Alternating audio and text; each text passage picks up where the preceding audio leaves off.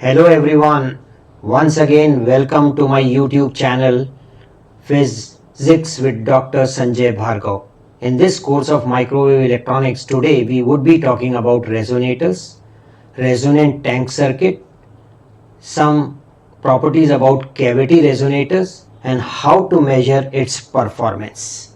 Let us first of all pick up some important points about resonators. Microwave resonator are essential components in physics and engineering which are used in microwave oscillators, amplifiers, wave meters and filters. So resonators are quite important components which are used to make oscillator, amplifier, wave meter and filter.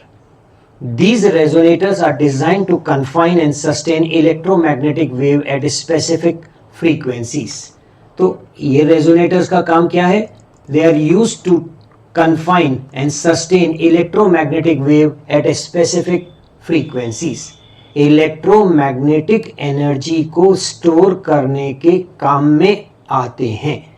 Now we will be talking about resonant tank circuit in electromagnetic systems. अभी तक जो हमारा electronics है उसमें हमने एक tank circuit पढ़ा था जिसको हम नॉर्मली LC सर्किट बोला करते थे. L is supposed to be the inductor and C is supposed to be the capacitor. So we find here a resonant tank circuit consists of inductive and capacitive elements which store and exchange energy at a resonance frequency. तो LC circuit क्या करता है? Inductor के अंदर magnetic energy store होती है, capacitor के अंदर इलेक्ट्रिकल एनर्जी स्टोर होती है और LC सर्किट के अंदर इलेक्ट्रोमैग्नेटिक एनर्जी स्टोर होती है. इसीलिए हमने कहा है which store and exchange energy at resonant frequency. The circuit play an important role in microwave oscillators where they define oscillatory frequencies. तो रेजोनेटर्स क्या करते हैं? रेजोनेटर्स माइक्रोवेव ऑसिलेटर्स में काम में आते हैं जहां पर वो उनकी ऑसिलेटिंग फ्रीक्वेंसी को डिसाइड करते हैं. जैसे हमने पहले भी पढ़ा है frequency of LC circuit was 1/2 pi under root LC. ऐसे ही L और C के वैल्यूज से या रेजोनेटर से जो माइक्रोवेव ऑसिलेटर्स में हम यूज करेंगे वो उनकी ऑसिलेटिंग फ्रीक्वेंसी को डिसाइड करते हैं. Tuned amplifier where they enhance specific frequency components. Tuned amplifier में हम इन्हें यूज कर सकते हैं to enhance specific frequency component. We can use them in frequency meter which help in precise frequency measurement. तो प्रिसीशन बेस्ड फ्रीक्वेंसी मेजरमेंट करने के लिए हम फ्रीक्वेंसी मीटर को यूज करते हैं जिसमें आपको LC सर्किट या रेजोनेंट सर्किट या रेजोनेटर्स की जरूरत पड़ती है.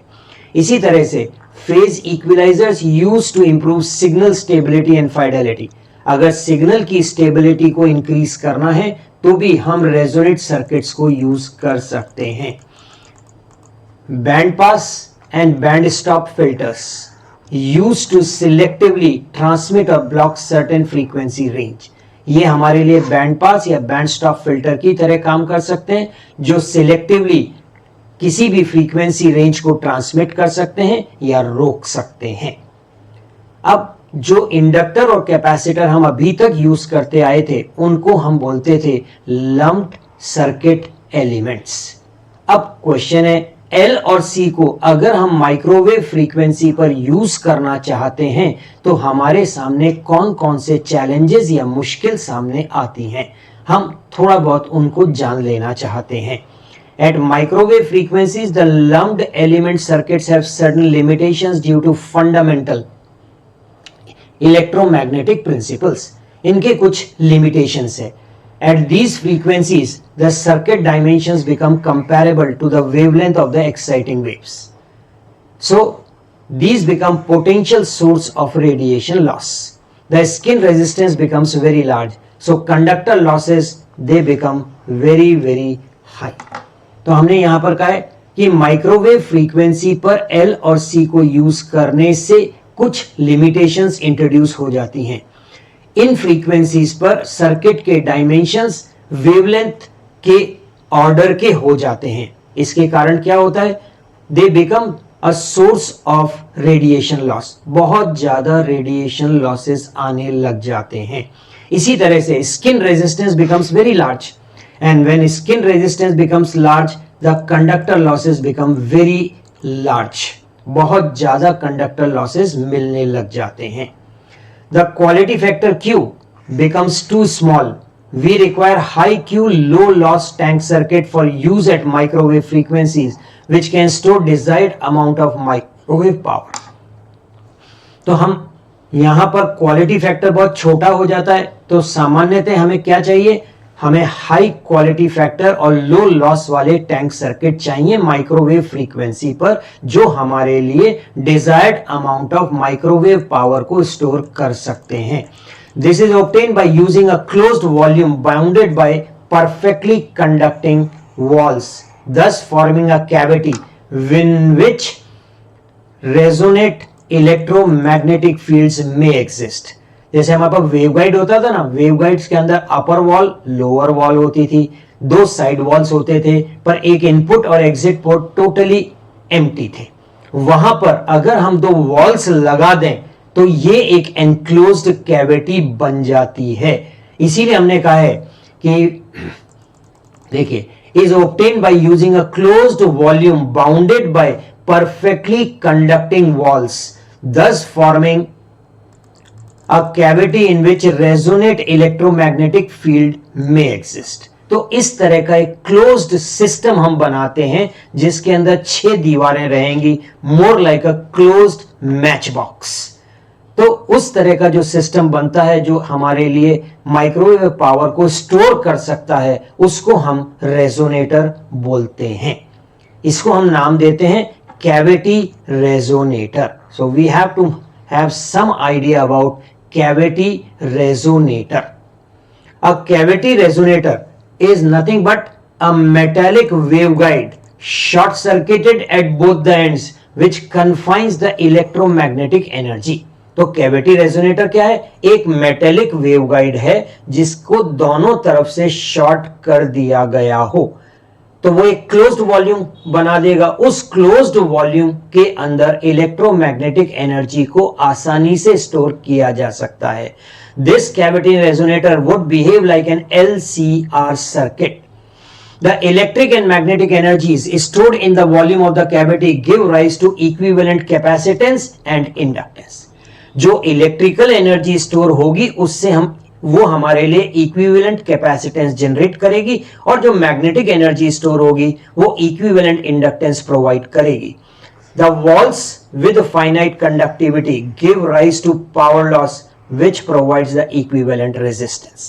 तो जो मेटेलिक कंटेनर है उसकी जो वॉल्स हैं वो फाइनाइट कंडक्टिविटी की हैं, फाइनाइट कंडक्टिविटी की हैं, तो उसके कारण कुछ पावर लॉस वहां पर आएगा, and that power loss provides us the value of equivalent resistance. तो stored electrical energy capacitance provide करेगी, स्टोर्ड मैग्नेटिक एनर्जी हमारे को इंडक्टेंस प्रोवाइड करेगी, और जो लॉसेस फाइनाइट कंडक्टिविटी के कारण आएंगे वो हमें इक्विवेलेंट रेजिस्टेंस प्रोवाइड करेंगे। What are the commonly used type of resonators? The commonly used resonators are the rectangular cavity resonator, circular cavity resonator and the re-entrant cavity resonator. इसमें से दो cavity resonator rectangular और circular दोनों को हमें काफी detail में यहां पर पढ़ना है। Now, certain important things that we are supposed to know about resonators. In waveguides, standing waves are formed between the side walls and traveling waves in the longitudinal direction. ये हम जस्ट वेवगाइड्स के बारे में बात कर रहे हैं। Waveguide में जो ट्रांसमिशन का डायरेक्शन था उसके अंदर तो ट्रांसमिशन या ट्रैवलिंग वेव्स मिलते थे, और जो साइड वॉल्स या अपर एंड लोअर वॉल्स हैं उसके अंदर स्टैंडिंग वेव्स का फॉर्मेशन होता था। If conducting end walls are placed in the excited waveguide, then a standing wave pattern is set up along the axis of propagation also. तो पहले 4 walls के कारण स्टैंडिंग वेव बनते थे, अब 2 शॉर्टिंग प्लेट्स अगर आपने वहां पर लगा दिए तो जो आपका डायरेक्शन ऑफ प्रोपोगेशन है वहां पर भी आपको स्टैंडिंग वेव्स मिल जाएंगे। अब distance between the end walls is supposed to be n lambda p upon 2, where n is supposed to be an integer. So it must be an integral multiple of half the wavelength. तो दो जो shorting plates अपन लगाएंगे waveguide को resonator में convert करने के लिए, उन दोनों प्लेट्स के बीच में जो डिस्टेंस होना चाहिए वो integral multiple of half the wavelength होना चाहिए. The placement of the first wall ensures standing waves. पहला वॉल लगाने से स्टैंडिंग वेव का बनना एंश्योर हो जाता है. And placement of the second wall permits oscillations. Second wall, क्योंकि वेव पहले वॉल से दूसरे तक जाएगी, दूसरे से वापस पहले तक आएगी, इसलिए सेकेंड वॉल के कारण वहां पर ऑसिलेशंस सेटअप हो जाते हैं. Provided that the second is placed so that pattern due to the first wall is left undisturbed.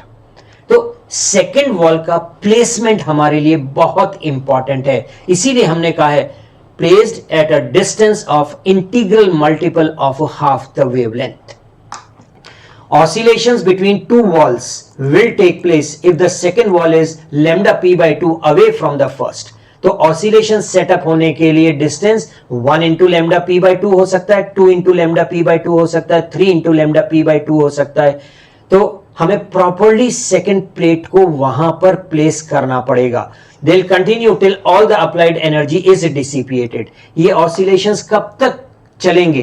ये ऑसिलेशंस तब तक चलेंगे जब तक कि इलेक्ट्रोमैग्नेटिक एनर्जी डिसिपिएट होकर खत्म ना हो जाए. The cavity thus formed has resonate properties because only fixed frequencies can produce the necessary standing waves field condition. तो यहां पर इसकी रेजोनेट प्रॉपर्टीज अपने आप हो जाएंगी, क्योंकि वेवलेंथ फिक्स्ड है, वेवलेंथ फिक्स्ड है तो फ्रीक्वेंसी फिक्स्ड है. इसका मतलब है स्टैंडिंग वेव फील्ड पैटर्न बनाने के लिए आपको फिक्स्ड वेवलेंथ की वेव चाहिए या फिक्स्ड फ्रीक्वेंसी की चाहिए. जब फिक्स्ड फ्रीक्वेंसी हो गई तो उसको हम बोल देते हैं resonance frequency. When the frequency of the impressed signal is equal to the resonate frequency, तो दो फ्रीक्वेंसी हो गई, frequency of the impress signal and resonate frequency of the resonator. Then the amplitude of the standing wave becomes maximum and average energy is stored in electric field in capacitor WE and magnetic field or in inductor WM are equal and circuit impedance becomes purely real. तो जब यहां पर input signal की frequency resonance frequency के बराबर हो जाएगी तो आपको रेजोनेंस देखने को मिलेगा. रेजोनेंस के अंदर क्या होता है? Frequency of the driver and the frequency of the driven are suppose to be equal, और रेजोनेंस की स्टेट में कोई ना कोई चीज मैक्सिमाइज हो जाती है. तो यहां पर amplitude of the standing wave has become maximum. इसीलिए average energy stored in the electric field in capacitor and magnetic field और इन इंडक्टर आर इक्वल. और इस कंडीशन में जब एनर्जी मैक्सिमाइज हो जाएगी तो circuit impedance has become purely real. The total energy is twice either the electrical energy और magnetic energy, क्योंकि इंडक्टर में स्टोर्ड मैग्नेटिक एनर्जी और कैपेसिटर में स्टोर्ड इलेक्ट्रिकल एनर्जी दोनों बराबर हो जाती हैं. तो total energy would be twice either the electrical energy और the magnetic energy stored in the resonator. अब क्वेश्चन आता है कि हम रेजोनेटर की परफॉर्मेंस को कैसे जज करेंगे. तो रेजोनेटर की परफॉर्मेंस को जज करने के लिए we require the parameters like resonate frequency. तो हमने कहा है the performance of a resonator is described by resonate frequency at which energy in the cavity attains a maximum value of twice electrical energy और twice the magnetic energy. तो performance के judgement के लिए resonate frequency का मालूम होना हमारे लिए जरूरी है. Then we judge the performance on the basis of quality factor, which is a measure of frequency selectivity of a circuit. How do we define quality factor? It is 2 pi times the maximum energy stored upon energy dissipated per cycle. So that means time average energy stored upon power loss. So यहाँ पर Q can be either 2 pi times the maximum energy stored divided by energy dissipated per cycle, or it can also be defined as omega r, time average energy stored upon power loss. तो पहले frequency के basis पर, दूसरा factor है quality factor.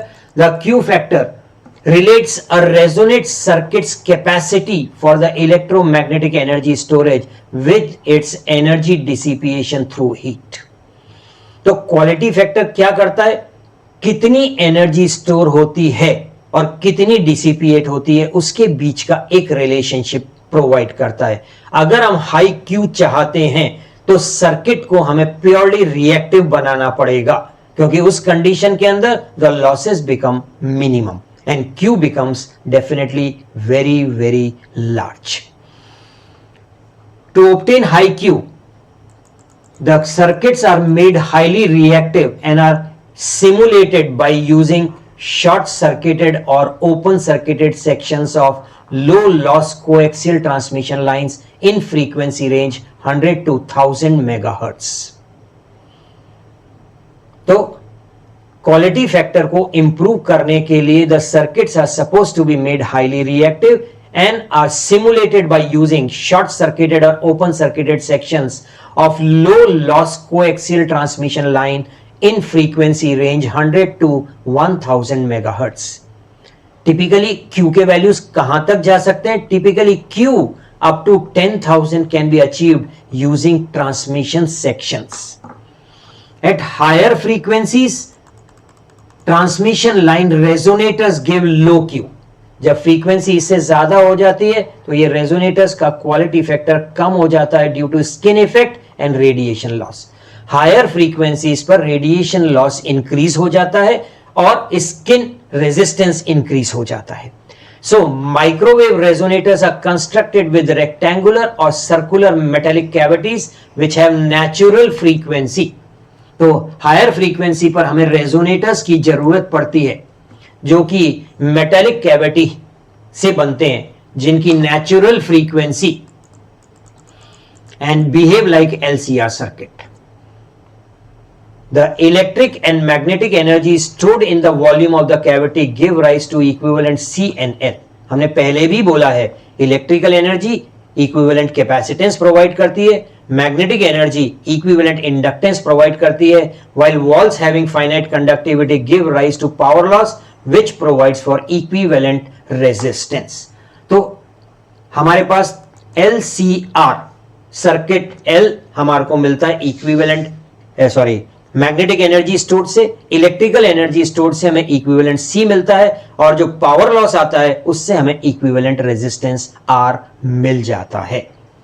The input impedance of resonator is specifying the matching with input and output circuits. तो तीसरा parameter, एक parameter था हमारे पास फ्रीक्वेंसी, दूसरा था हमारे पास क्वालिटी फैक्टर, तीसरा है हमारे पास में input impedance of the resonator. तो यहां पर इंपीडेंस मैचिंग हमें देखना पड़ता है with input and output circuits. When the impedances are matched then the transfer of energy is maximum. इसीलिए हमें परफॉर्मेंस को जज करने के लिए इन तीन फ्रीक्वेंसीज, रेजोनेंस फ्रीक्वेंसी पर ध्यान देना होगा, क्वालिटी फैक्टर के वैल्यू हाई से ज्यादा हो उस पर ध्यान देना पड़ेगा, और इनपुट इंपीडेंस इस तरह से सिलेक्ट करना पड़ेगा कि there is a matching between input and output circuit. तो उम्मीद करते हैं कि रेजोनेटर्स के बेसिक्स के बारे में यह वीडियो आपको बिल्कुल क्लियर कर देगा. अगर आपको हमारा एक्सप्लेनेशन वीडियो अच्छे लगते हैं तो आप इन्हें लाइक करिए, आप इन पर कमेंट करिए और हमारे चैनल को सब्सक्राइब करिए, बेल आइकन बटन को प्रेस करिए ताकि जो नए वीडियोस हैं उनका नोटिफिकेशन आपको टाइम पर मिल जाए. अब हमें रेक्टेंगुलर कैविटी रेजोनेटर और सिलेंड्रिकल कैविटी रेजोनेटर को डिटेल में पढ़ना पड़ेगा. दोनों टॉपिक्स आने वाले वीडियो में आपको मिलेंगे. Thank you and thank you very much.